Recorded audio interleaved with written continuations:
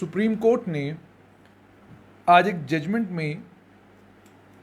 बहुत बड़ी बात कह दी है। सुप्रीम कोर्ट ने कहा है कि अगर अपॉइंटमेंट इर्रेगुलर हो, उसके बावजूद सरकार को के लिए ये जिम्मेदारी बनती है कि जितना काम कर्मचारी ने किया है उस काम की जो तनख्वाह बनती है वो तनख्वाह उसको देनी है। जब आप जानते हैं कि जब भी सुप्रीम कोर्ट में कोई जजमेंट आती है या हाई कोर्ट की कोई जजमेंट आती है, उस जजमेंट को बाद में अलग अलग वकील हजरात जब वो कोर्ट के सामने अपनी कोई दलील देते हैं, उस दलील को देते वक्त वो इन जजमेंटों का सहारा ज़रूर लेते हैं। वो अदालत को ये बताने की कोशिश करते हैं कि फ़ला मामले में अदालत ने ये फ़ैसला दिया था, फ़ला मामले में अदालत ने ये फ़ैसला दिया था। इसी तरीके से जम्मू कश्मीर में भी इर्रेगुलर अपॉइंटमेंट, यानी आपकी अपॉइंटमेंट ठीक तरीके से नहीं हुई है, आपकी अपॉइंटमेंट गलत तरीके से हुई है, कानूनों का उल्लंघन करते हुए आपकी अपॉइंटमेंट करी गई है। लेकिन मामला होता है जी, किसी ने 12 साल सर्विस की, किसी ने 20 साल सर्विस की, 20 साल के बाद मामला बना, क्राइम ब्रांच ने पड़ताल की, विजिलेंस ने पड़ताल की, उस पड़ताल के बाद मालूम पड़ा कि जिस शख्स को मुलाजमत दी गई है उस शख्स को वो मुलाजमत गलत तरीके से दी गई है, वो उस मुलाजमत को डिज़र्व ही नहीं करता था और उसके बाद उस मुलाजिम को बाहर निकाल दिया जाता है। अब चूंकि सुप्रीम कोर्ट की ये जजमेंट आई है, इस जजमेंट में सुप्रीम कोर्ट ने एक मामले में सुप्रीम कोर्ट ने ये कहा, हाई कोर्ट की एक जजमेंट आई थी, उस जजमेंट में जो डायरेक्शन दी गई थी उसको सेटिसाइड किया। सुप्रीम कोर्ट ने हाई कोर्ट की इस जजमेंट को कि जब से आपने, इसमें बेसिकली हुआ ये था कि इस व्यक्ति ने लगभग 24 साल टीचर के तौर पर काम किया था। 24 साल टीचर के तौर पर काम करने के बाद उसकी सर्विसेज जो है कैंसिल कर दी गई और उसको इस बुनियाद पर उसकी सर्विसेज रद्द कर दी गई, उसको मुलाजमत से बाहर निकाला गया क्योंकि उसकी अपॉइंटमेंट इर्रेगुलर थी, रेगुलर नहीं थी। ये पता चला हुकूमत को बाद में कि उसे जिस सिलेक्शन कमेटी ने अपॉइंट किया था, उस सिलेक्शन कमेटी में वो एक मेंबर का रिश्तेदार था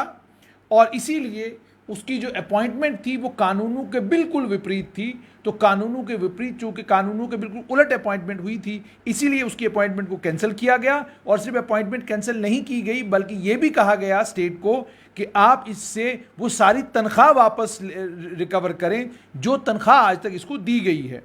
अब ये मामला जब हाईकोर्ट के सामने आया तो हाईकोर्ट ने जाहिर सी बात है इस अपॉइंटमेंट को कैंसिल किया। कैंसिल करने के बाद हाईकोर्ट ने कहा इससे तनख्वाह सारी वापस ले लीजिए। सुप्रीम कोर्ट ने इसी डायरेक्शन को सेटिसाइड किया और सुप्रीम कोर्ट ने ये कहा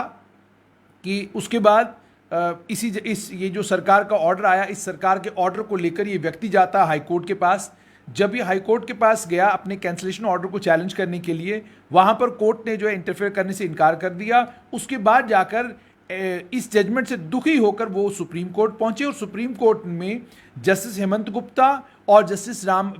वी रामासुब्रमण्यम इनके बेंच ने ऑब्जर्व किया। उन्होंने बताया कि हाई कोर्ट को ये अप्रिशिएट करना चाहिए था इस बात को कि 24 साल तक एक व्यक्ति ने नौकरी की हुई है। हाई कोर्ट ने कहा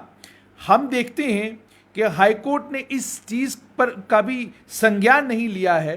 कि अगर अपॉइंटमेंट इर्रेगुलर भी है, जिस व्यक्ति की अपॉइंटमेंट इर्रेगुलर है, इसने 24 साल इस शख्स ने सरकारी कर्मचारी के तौर पर एक अध्यापक के तौर पर काम किया है और अध्यापक के तौर पर चूंकि उन्होंने काम किया इसलिए वो जो काम 24 साल किया है, 24 साल के काम की तनख्वाह उनको मिलनी चाहिए थी। और ये भी उन्होंने आगे कहा कोई भी राज्य और कोई भी सरकार किसी भी व्यक्ति से कोई काम बिना तनख्वाह दिए, बिना वेजेस दिए नहीं ले सकती। ये बहुत सिग्निफिकेंट है कि कोई भी सरकार किसी भी व्यक्ति से अगर काम लेती है तो उस काम की तनख्वाह देनी होगी, उस काम के वेजेस देने होंगे। आपको 24 साल के बाद लगा जो अपॉइंटमेंट थी वो इरेगुलर थी, आपको लगा अध्यापक जिस तरीके से उसको लगाया गया वो तरीका गलत था, आपने उससे 24 साल के बाद सरकारी मुलाजमत उससे छीन ली और उसको बाहर का रास्ता दिखाया, वो एक अलग मामला है। लेकिन मामला यहां पर यह है कि आपने बाहर का रास्ता तो दिखा दिया, लेकिन सबसे बड़ा सवाल यहां पर ही कि 24 साल जो उसने मुलाजमत की, उस 24 साल की तनख्वाह अब आप उससे वापस रिकवर नहीं कर सकते हैं। सुप्रीम कोर्ट ने यह भी कहा कि high court ought to have appreciated the facts in proper perspective and set aside the high court direction.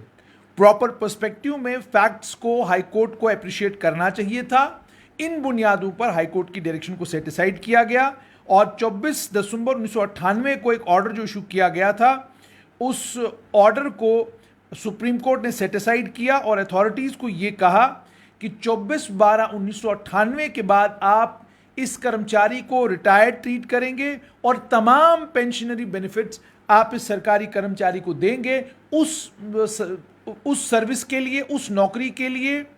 जो नौकरी उसने 24 साल की है। ये बहुत सिग्निफिकेंट जजमेंट है, इसीलिए मैं आपके साथ शेयर कर रहा हूं। बहुत सारे कर्मचारी जम्मू कश्मीर में भी ऐसे हैं जिन्हें 20 साल के बाद, 25 साल के बाद, 12 साल के बाद, 10 साल के बाद ये कहा जाता है जी इनकी अपॉइंटमेंट इरेगुलर थी, रेगुलर अपॉइंटमेंट नहीं थी, बाहर का रास्ता दिखाया जाता है उनको। कईयों के मामले हाई कोर्ट में पेंडिंग है, कईयों के मामले निचली अदालतों में पेंडिंग है। जहां पर भी ये मामले पेंडिंग है, अब एक जजमेंट सुप्रीम कोर्ट की तरफ से आई है, जो जजमेंट एक रास्ता दिखा सकती है इन तमाम कर्मचारियों को, जिसमें इन तमाम कर्मचारियों के वकला हजरात कोर्ट के समक्ष ये बात रख सकते हैं कि सुप्रीम कोर्ट ने एक जजमेंट में ये कहा है कि सरकारी कर्मचारी अगर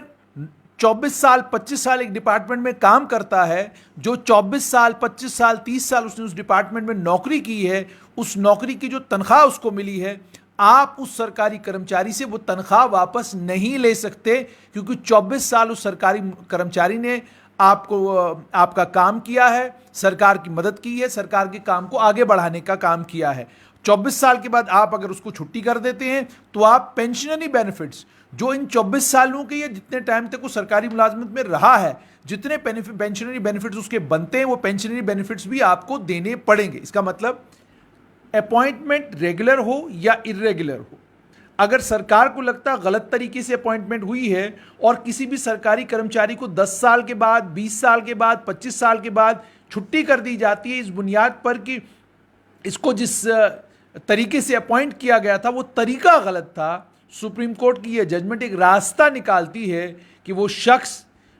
अगर उससे तनख्वाह रिकवर की जा रही है, वो तनख्वाह भी वापस मांग सकता है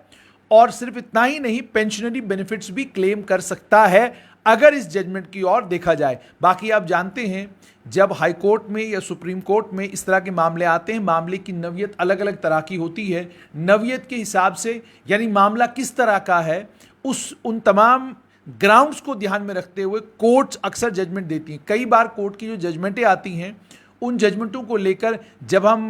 रिपोर्ट करते हैं तो रिपोर्ट करने के बाद कई बार पता चलता है कि आपने जिस अंदाज में जजमेंट को समझा है, ये जजमेंट उस अंदाज में है ही नहीं, ये वो बात जजमेंट कर ही नहीं रही, ये कोई और बात कर रही है। इसलिए मैंने इस जजमेंट पर बात करने से पहले कुछ वकला हजरात से बात की और उनसे ये पूछा कि क्या मेरी अंडरस्टैंडिंग इस जजमेंट की बिल्कुल ठीक है कि अगर कोई भी व्यक्ति वो अध्यापक के तौर पे काम कर रहा है, सरकारी कर्मचारी के तौर पर काम कर रहा है और उसकी अपॉइंटमेंट को आप irregular,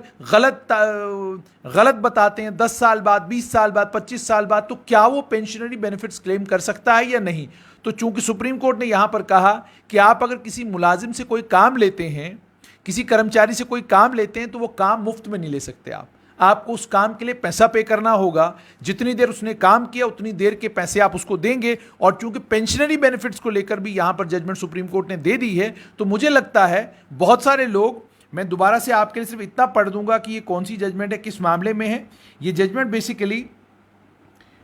Hemant Gupta civil appeal number S784 2011 31 March 2022, इसमें Mansingh versus the state of Uttar Pradesh through secretary and others. ये Mansingh versus state of Uttar Pradesh through secretary and others वाला केस है। तो मैंने आपको बता दिया सिविल अपील नंबर S7841 है ऑफ 2011, 31 मार्च 2022 को ये जजमेंट आई है और आज मैं ये जजमेंट आपके साथ शेयर कर रहा हूँ। और ये जजमेंट है बेंच की, जिस बेंच में जस्टिस हेमंत गुप्ता और जस्टिस वी रामासुब्रमण्यम बैठे हुए थे, उनकी ये ऑब्जर्वेशन है और उनकी ये जजमेंट है। उम्मीद और तवक्का ये कि ये उन तमाम वकला साहिबान के लिए फ़ायदेमंद साबित होगी जो इस तरह के मामले हाई कोर्ट में या निचली अदालतों में इस समय लड़ रहे हैं।